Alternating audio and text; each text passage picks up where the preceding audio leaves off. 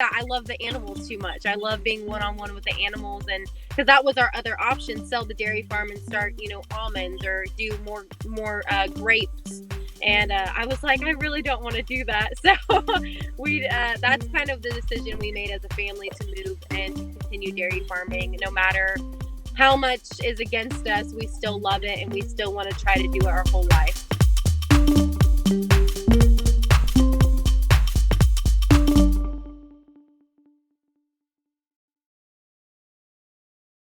Hello, everyone. Welcome. I'm so excited about today. Excited to have Stephanie on our show. For those of you that are new or just joining us, we go live Monday through Thursday at 10 a.m. Please like, follow, subscribe, join, share.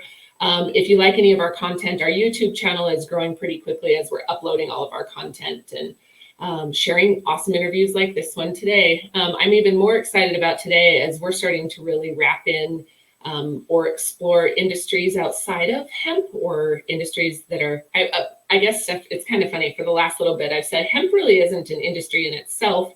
It's almost like it belongs in all of these other industries, right? Like agriculture, and why is it so important? And what you're doing for the farm has become more of a interest of mine as I've explored hemp, right? Because realistically, we won't have it if we don't take care of our farmers and if we don't highlight what they're actually doing and the value of what they're doing. So I'd love real quick for you to introduce yourself, share who you are, kind of what you're doing.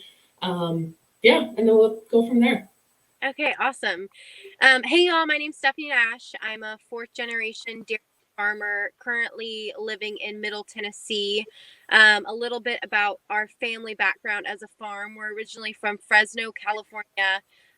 We were dairy farmers there for the first 80 years, I guess. My great-grandpa started the dairy farm.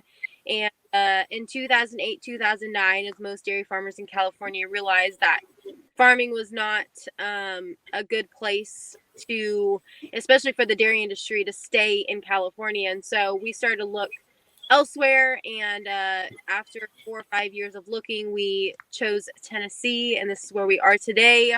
We milk around 1,200 cows. I am the manager for our calf program, and I do a little bit of health-wise around the farm as well. I have a mission of just advocating for agriculture in my generation, as a lot of my generation did not go back to the farm, or unfortunately their family had to sell the farm. I have a YouTube series called The Life of a Farmer, and I love being able to do that. Every episode is a different farmer. They talk about their background, what industry and agriculture they are in, and we talk, of course, about the struggles in the agriculture industry, so people in the community can really see what farmers face every day. And on top of that, I'm a singer-songwriter. I do country music. That's my passion, not only for advocating for agriculture, but just bringing back the story in songs, in country music. And so I keep busy, as you can see, but I love being a farmer, and I hope to, spread the word about farming and what happens in the agriculture industry. So tell me, how was your move? I kind of watched your story, and I was going to try to share it, like I said, your little clip about your life of the farmer, but how has your move been, and what have you seen happen recently in the agriculture industry, or dairy farming specifically? Because I'm curious, why should people be paying attention? I'm not sure consumers are really aware of what's going on. Yeah, so like I said, 2008, 2009, a lot of the dairy industry had a struggle. A lot of farmers did. And I think I am a dairy farmer, so I tend to advocate more for our side, because I've seen our industry diminish really aggressively the last 10 years. From California to Tennessee, it was a good move. I love Tennessee. The state is for farmers. They really want to listen to us, rather than California just handing us regulation on top of regulation year after year. And I think the biggest struggle for us moving from California to Tennessee is weather. We weren't used to, right now we have snow. Like, we don't have snow in California.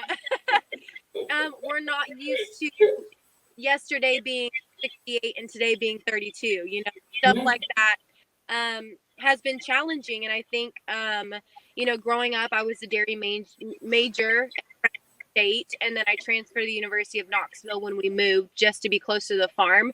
And I'm very thankful for the things that I learned at Fresno State, because those professors prepared me for changes that I see in Tennessee.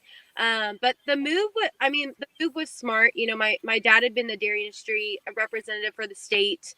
He was on a lot of boards in California, and so we moved at the correct time to be able to still dairy farm. Because I love, I have farmer friends, and I just couldn't do that. I love the animals too much. I love being one on one with the animals, and because that was our other option: sell the dairy farm and start, almonds, or do more grapes. And I was like, I really don't want to do that. So we that's kind of the decision we made as a family, to move and to continue dairy farming. No matter how much is against us, we still love it, and we still want to try to do it our whole life. So And what are some of the things that are happening right now in the industry that are affecting agriculture or farmers, yeah. that maybe we should be talking about or paying attention to? Yeah, I think the biggest thing that people don't understand is, like, when they see, um, products in the store, to understand where that food comes from, value that has been missed. I mean, that's the biggest thing. Like, farmers used to get paid fairly, like really, really good money to be able to run your farm. It's not just milking the cows, it's buying them the correct feed so that milk can be produced. There's, just like I say this all the time because I used to be dairy princess in California. I always, say examples of families that don't understand farming. And so I would always say, when my calf gets sick, they're going to need medicine, and I'm going to provide that medicine just like you would provide medicine for your child or your grandpa or your uncle or anything like that. It's the same situation of caring for dairy cows. We're going to provide them with the medicine they need to be a healthy, strong calf, and eventually a strong cow. And so, when it comes to the farming industry, I feel like we have been devalued. We don't get as much as we deserve as farmers, working every year, every day. And so, I mean, the biggest thing I would say is just pay attention to what farmers get paid, and compared to what they are having to pay on a daily basis to keep up with their farm and be able to afford and keep farming. And so that's kind of what's going on. I mean, the dairy industry has been struggling with getting a fair price for milk for years now, and it's our responsibility as the community to understand and support your farmers, and buy local, and just do everything you can to advocate for farmers. Okay, so tell me a little bit about what your journey's been like to advocate, right? To be the advocate that you are, and where are you headed? Yeah, so it's funny because I've always loved showing cattle. I've always loved riding around with my dad. And it wasn't until I got into college that I understood what we were up against. I was always a part of Farm Bureau growing up. I'd go to meetings. I'm now a Young Farmers and Ranchers. I went through Dairy Challenge. I did Dairy Club in college. I went on these trips that really made me understand how important it is to be a voice for the agriculture community. And I think sometimes farmers get scared to be a voice, because it's honestly heartbreaking to me when I go to these farms and try to tell them, like, we're the only ones that can speak up for ourselves. We need to tell them what we need. And so going through college and having professors that were so aggressive about being a voice for the industry is where it started for me. And then when I got out of college, I came back to the farm and I saw the struggles that my dad had to take on. Do we sell? Do we keep going?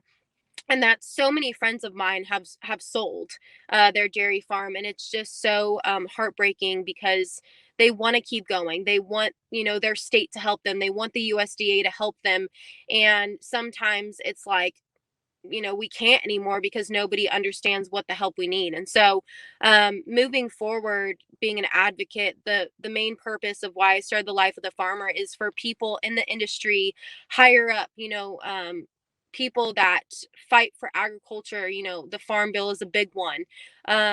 so they see these stories and understand, man, we're not doing the best job we can do for farmers. We can do better. That's the biggest thing that I want to take away from those series is communities calling, like, why are we not supporting our farmers? And these, people in office, like, we need to do a better job of making sure that our farmers get paid what they deserve,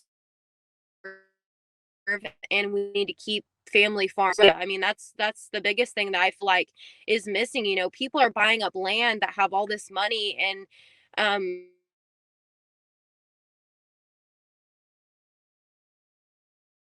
that's something that America stands for. Family. Oh, did I lose you for a second? Are we good? You're good. I can hear you now. Oh, it was cutting out just a little bit. No, you're fine. I mean, just finishing up here is like, I just believe in family farms, and I believe that we care more than, these, big corporations taking over farms. And that's why I started the series, The Life of the Farmer, to just know that family farms do matter, and we should stick around and be able to go generations on generations and keep, our mission as a farm and our legacy going. Well, our farms are what feed our people, right? And they're what take care of all of our communities. Have you seen a big difference in recognition for farm as the pandemic has unfolded, or for taking care of our rural communities or our small farms as the pandemic has kind of unfolded, how broken our supply chains are? Or do you think that piece has not really been, do you think it's really not sunk in yet? I would say it hasn't sunk in yet. Like I started a TikTok not too long ago just to get on and talk about hard topics that people don't understand. Like, the CFAP was frozen, and people were like, well, it's just frozen and you can still continue to put in an application for that money for your farm, right? And my biggest thing was on that was, they're using words like climate change and safe practices. And coming from California, they use that to control the farms. And that's the biggest thing of why I got on there to advocate, to tell people, like, realize that yes, the funding is frozen, but farms are needing that. They're now saying that they're not even going to talk about it till March again. So who knows when farmers will get relief for coronavirus. And in my opinion, like, a lot of people got money that were struggling, and it's the farmers' time to get some money back from working hard, and the grocery stores were empty. We all know what happened when we first had to go into that break. We had to stay home, we had to work from home. And so the biggest thing for me, going through coronavirus and seeing if farmers have actually gotten help, I just don't see it yet. I see it being hidden, that they didn't get the help they deserved through this time. And I'm just hoping that we can do better this year for the farmers. Okay, so I heard something the other day. I can't remember who we were talking to, I was listening to a radio broadcast. It was a podcast about the supply chains in agriculture. And when the supply chain shifted from food being sent to restaurants to grocery stores, that there was this massive amount of waste, or cattle, pigs, pork, all of it that were slaughtered and buried or thrown away, which drives costs down. There's a massive amount of loss. Then there's this reoccurring, those farmers aren't going to either have as big of a crop or, raise as large of a herd, as they would years previous. And then what happens to our supply chain on the grocery store side? And then what happened when we shifted from, restaurant, moving everything to the restaurant? Somebody said, well, why couldn't we just turn and ship it over to grocery stores to fill the supply, right? But that supply chain was actually the piece that was really broken as well. Where do you see emphasis, what really needs to come down to fix some of that supply chain to protect you guys when, or any farm, right? When we see something like this happen again, because this is, what I mean? This isn't a last time. I think even more, we're looking now, how do we fix that supply chain? What do you see in a need, and how do we do that? So that was the biggest thing that I also talked about, on Facebook and TikTok, is like people didn't understand that, you know, farmers were dumping milk, like Wisconsin, Virginia, big time. And not only were they dumping milk, but that's a product that they pay for. And even though we were getting some money, we weren't getting as much. I think it was like a 30% decrease um, that we were getting for that milk. Like that's a pride thing for a farmer to be able to produce like just whatever their amount was to just dump it right in front of them. So, yeah, people didn't understand that crops were being produced, but it was being thrown away. Cattle were being harvested, but they weren't going anywhere. People didn't understand when the country shuts down and you have a food supply, only so much of that can be used. Like restaurants were shut down, schools, kids get lunch and, breakfast every day. They're Well, not being, and yeah, the need didn't stop, right? The need maintained, but it shifted to how we as consumers were able to receive it, yeah, right? But the supply chain from farm to those people could not keep up, yeah. right? Yeah. I mean, it was just kind of a crazy thing because yeah, it shifted, but on the other end, I wish we could have found something, I don't know, to keep up with that waste, Oh, yeah. put it somewhere else instead of just throwing it away and devalue it. Like it just didn't make any sense to me during that time of how we couldn't make that food more available, I guess. And what do you think we need to be doing to protect ourselves for the next time? Gosh. I mean, it's hard as a farmer to like have an opinion about that because we've voiced it so many times. We always say, be prepared for something like this, and we're going to be working no matter what, whatever the demand is, we want to fill it. But it just it's almost like for us as farmers, we feel like the government tries to control the food supply sometimes because we can make whatever the world needs, whatever the United States needs. We want to make and produce it as farmers, but sometimes when we get those low prices, or like we talked about right before this, when the demand shifts, where is the food supply going to go? Like how much are they going to release? And so I really couldn't say much about it, being where I am in my lifetime. I want to learn more about how we can help with when this does happen. But right now, I think the biggest thing for me is just to tell people where their food comes from and how they can help, I guess, like we said, when this does happen again. Well, this is where I think, we go.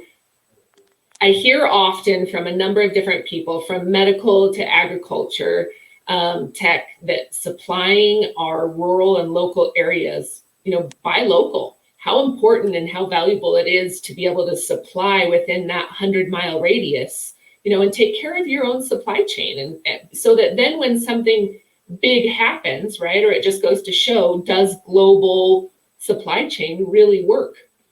Because if we're dependent on large amounts of volume, even grain, right? When there was this big storm this summer in the Midwest, it took out all those silos and that millions of acres Yeah.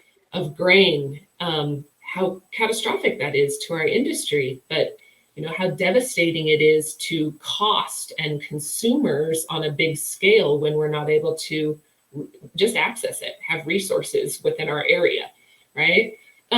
What's volume? Do you mind me asking that you're like, how far are you guys selling milk to? Where does it go? How much?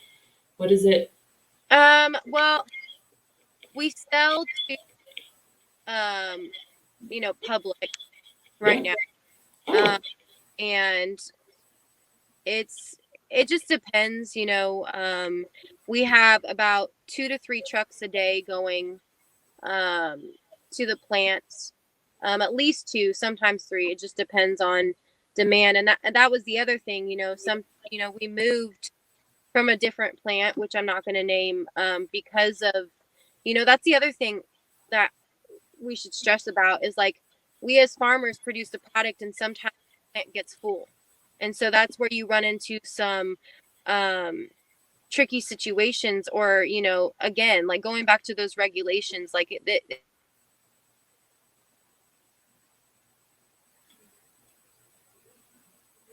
I lost your sound. Oh, you're back. am I here? Yep, you're good. Okay. Yeah, well, it just didn't used to be. Are you getting a call? Uh-oh. Let's see if she comes back on. Well, real quick, while she's not on, I don't know if her video is just off or if she can hear me, but Steph, if you can, holler, and we'll join back in. But I want to give a shout out to our sponsor today, Kirk over at Western Ag Works. He's got incredible product, seed manufacturer, seed cleaning and treatment, as well as harvesting equipment for both, I guess, hemp and other equipment. So shout out. Hi, Stephanie, you're back. I'm really glad. I'm back. Did you get a call, I assume? Sometimes yeah, I got a call and I was like, can't call me right now. Oh, no, I'm so sorry. Okay, anyways, go ahead. What were you saying that we should stress? Oh, yeah, I was just going to say, you know, yeah, and it's about like having the availability to send milk to the plants, right? Because I think it was like 2 years ago, now, yeah, probably about 2 years ago, you know, farms in Maryland were dumping milk like crazy because they didn't have anywhere to go. So I feel like as an agriculture industry, like going to those people that make the big decisions for USDA and for the agriculture industry, it's our responsibility as a country to have plants available for farmers to ship milk to and have that supply. Like, I just feel like there's not enough facilities for family farms to be able to produce, because a lot of family farms were being told they couldn't ship their milk anymore. That's why they went out of business. They didn't have anywhere to ship their milk to. So sadly, you know, we put somebody out of business that has an amazing farm and amazing cattle, and we can't even have a plant to supply the product for. And so that's the biggest thing that I would like to see in our industry, is to have plants available for these family farms to succeed, to bring the products to you and your families, and to have that supply in the agriculture industry, in any industry, not even just dairy farming. I 100% agree with you. This is something we talk about in the hemp space, right? Is how do we provide opportunity to small farms to compete in the market growing hemp or raising cattle or dairy farm, anything, any piece of it, right?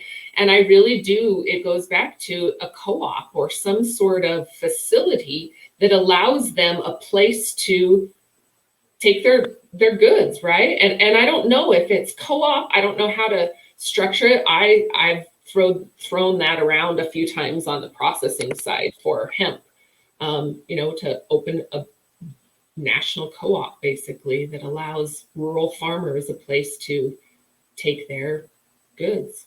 Yeah, it would, I mean, in the end, it would always be nice to have a safe haven for farmers owned by farmers, right? Because Sure. we know what's going on. We can control the price of the product. And in the end, we know that our product is going to get to the plant, be a great product to go out to the stores, to families. And so, I mean, and it and before, you know, I was too young to understand before 2000, 2008, 2009. You know, I'm only 27 years old, but I do realize before that time, people like appreciated farmers, right? You could go to the fairs, you could touch the animals, you wouldn't have to worry about people suing that when they got sick, or people saying that it was inhumane. People understood why we farmed the way we did. And so going back to what we were saying, like, it would be nice for farmers to own their own co-op and be able to say, this is a fair price.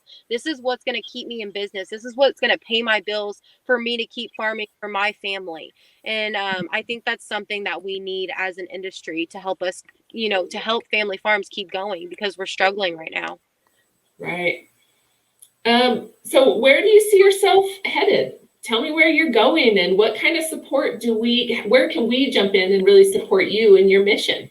Yeah, so I guess the biggest thing is the life of the farmer.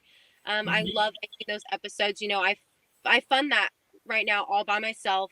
I have two videographers that believe in, you know, what I'm doing, and they help me. They travel with me to different states and get all this content of farmers around. So far, I've done Montana, Kentucky, Tennessee, and South Carolina. And I'm going to probably travel to Alabama in the next month. Hopefully Ohio. I would love to go to Ohio. My brother is actually a Wilmington College graduate. So he is from, he spent 4 years of his life in Ohio. And then obviously I want to get back to California. That's originally where I'm from. I know so many farmers that are just humble people that would love to brag about the Central Valley a lot. So hopefully I can get over there during the summer and tell their story, because there's so many products that are grown in California that people are kind of blind to, because you have San Francisco, you have Los Angeles, y'all, the Central Valley is in California. That is like the biggest agriculture county in the United States. And so I would love to get out there and just share their story as well. But yeah, just the mission is to keep the farm running. We have a creamery we opened last September to kind of help with our dairy farm. So that's Nash Family Creamery. It's in Chapel Hill, Tennessee, 45 minutes south of Nashville. So if you guys are in the area, please come support us. We sell ice cream, local products. We're opening a cheese plant hopefully this spring. And so it's something that farmers have to do now to be able to pay bills. We love it. Obviously, we love opening a creamery, bringing the community together. But it's sad that farmers have to, really look to other ways for income to keep the farm running. And I love the farm. That's my first love. That's my commitment. I love the creamery too.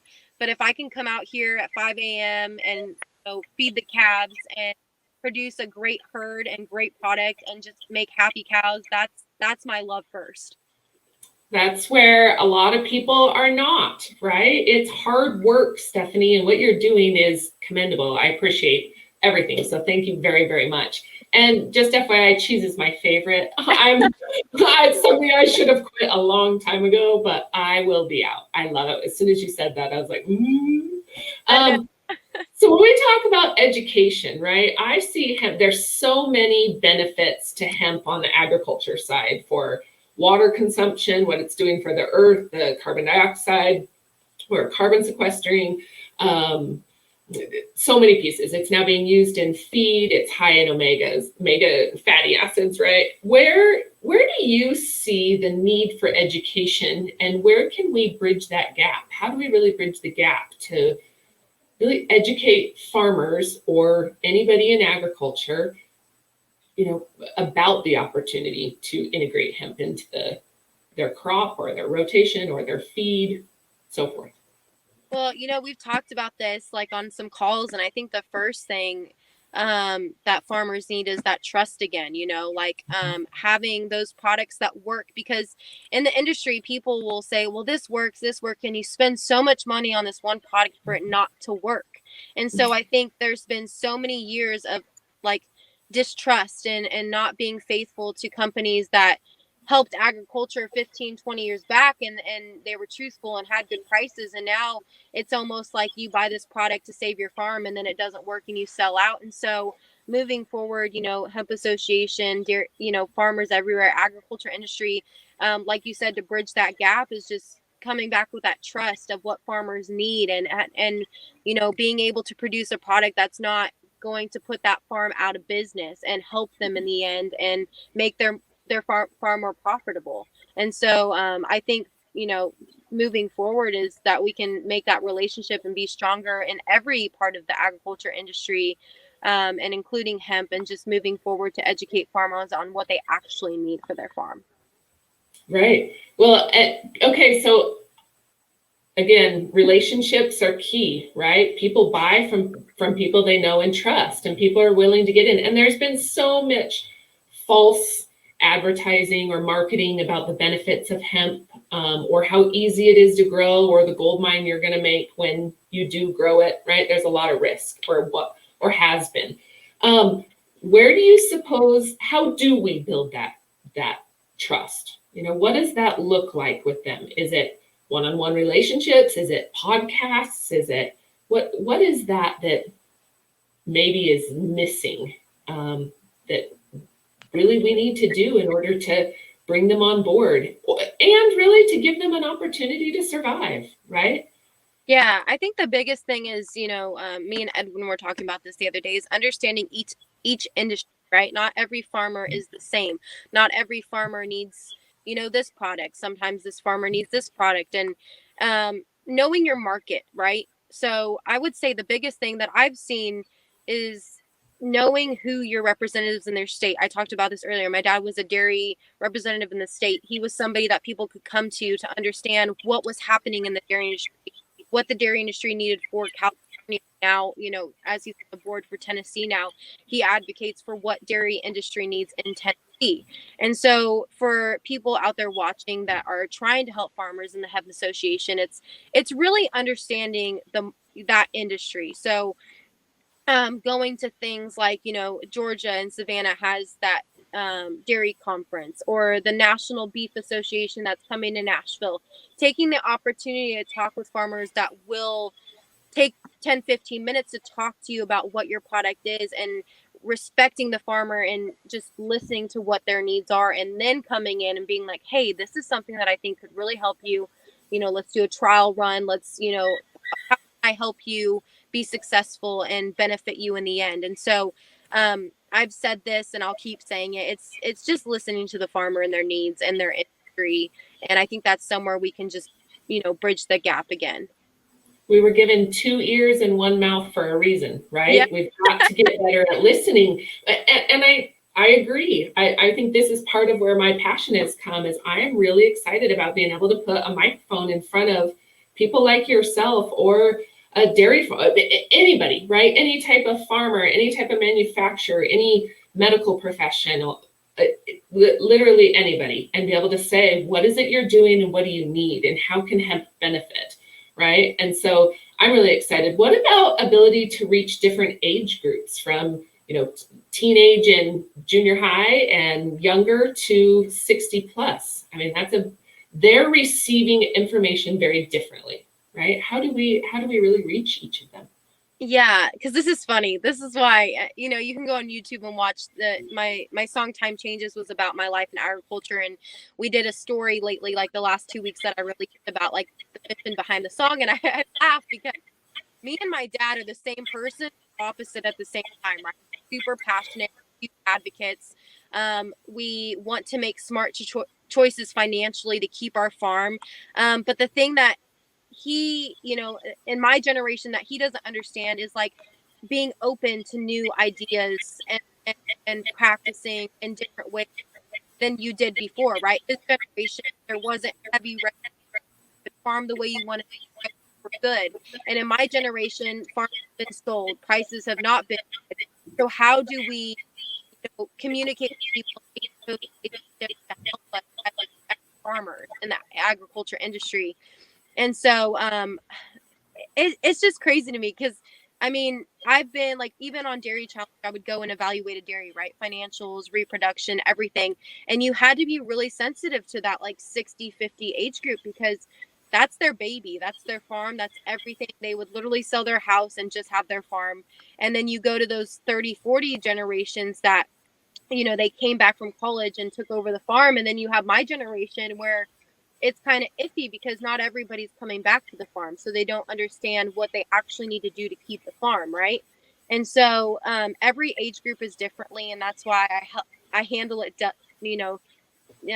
with dedication and perseverance, because understanding the farmer and realizing what they actually need at their age group, it can be kind of tricky, but it's the way that you make those relationships in the end that will help you in the hemp association, and understand what kind of farmer they are. Mm-hmm. Oh yeah. Well, and not just us, right? People selling into the industry. Hemp, again, it's not like people aren't going to only come to us, but eventually anybody in the hemp industry is going to be entering another vertical, or another industry, and understanding what it is that they need. It's, and what it is that their challenges actually are. And this is why I get excited. I'm excited talking to you, because your passion is very obvious, right? And it's very clear that it's really about the farmer. It's not about what's in your pocket or just your success, but really the the farmer. So Joanna, hi Joanna, I don't know if you're still listening, but, or Joanne, I don't know why I called her Joanna. Joanne, she said, Stephanie, I heard a myth. Cheese tastes better coming from cows that doesn't have a lot of stress. True? She's a girlfriend of mine out in Roosevelt. And so if she's listening, hello, thank you for joining. I've never heard that. That's interesting. I don't know. Obviously for cows, especially dairy cattle, they're very independent, right? So anytime you're, moving them or, if they get sick, you need to handle them with care. They're very fragile animals. And so I've never heard that. I always hear, Jersey cows have more butter fat, so they're better to produce cheese because cheese needs more fat in it. But I haven't heard the stressful part that it tastes better. That's new to me. I would imagine anything that's less stressed is better to consume. However, COVID has ruined my taste. I'm sure taste is probably preference, right? Or how it's processed. There's a lot to put into it. But yeah, definitely a changing point. So what else? Tell me a little bit more. What's been your favorite? Tell me about your songs you're writing. Yeah, so Time Changes was the new song that I released about agriculture and my background. And then I dedicated the music video to farmers everywhere, kind of, just to listen to the words and understand the lyrics. But I also do love some edgy country. I love, like, if we're talking about, mentors like Brooks and Dunn, Leanne Rimes, Reba McEntire, like, all these people have paved a way, like these storytellers, right? I love that part. I write all my music that I've released. I've either been a co-writer on it or I've written myself. And so being able to be in the studio and like just write music and produce it and release it and see how people feel about it is awesome. And then on the side, and I guess not really on the side is music. The main job is agriculture and farming, right? And so being able to combine that has been just so much fun. I love it. It's right where you're hitting your home, right where your heart is. So how can people get in touch with you? If on your YouTube channel, where else? If somebody has a question or wants to reach out, do you have somebody that manages, or where will they find you next? What's coming up? Yeah, so if you want to find me on YouTube, you can look up The Life of a Farmer, Stephanie Nash. Subscribe to that channel, and you can watch all of the episodes. Our new season comes out February 26th, so be looking for that.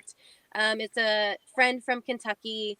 Her and her family own a smaller farm, but she actually has about 60,000 people on Instagram, and then her YouTube is huge. She gets 200,000 to 300,000 views. She's a huge advocate as well. And so be looking for that because her story was unbelievable. Her dad is so humbling, and I got to interview them. Instagram, Stephanie Nash Music. I'm not really a Twitter person. I get on just to check everything. I'm on TikTok though. Stephanie Nash Music. You can look up TikTok. I use that as a platform to kind of just advocate for what's going on in agriculture. I try to look up things like weekly. Like I just posted about the Super Bowl commercial, the Jeep commercial. I was like, man, that made me feel so proud to be an American. I love Bruce Springsteen, and I love that, Kansas got some spotlight, that beautiful farmland, and just like there hasn't been a commercial during the Super Bowl since God Made a Farmer.